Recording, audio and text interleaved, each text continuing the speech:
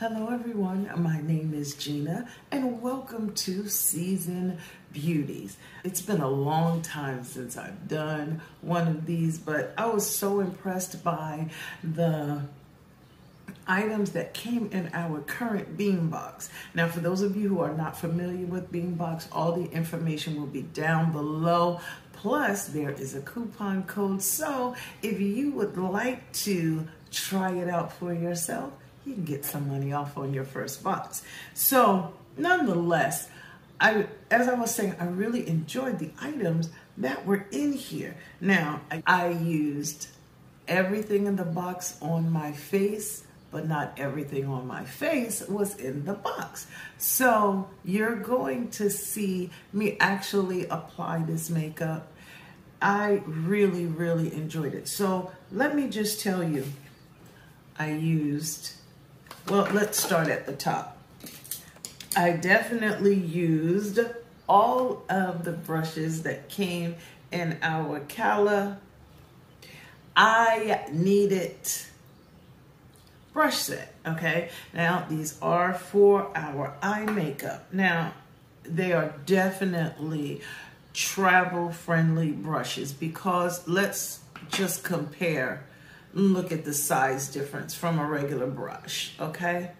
So, but they did the job. They did the job. Whether I'm at home or away, they definitely did the job. So I like that. And then with our quad, our eyeshadow quad, used all the shades as you will see.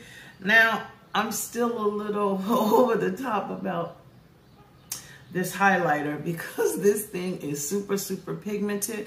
Plus I used it somewhere else, as well as the shade.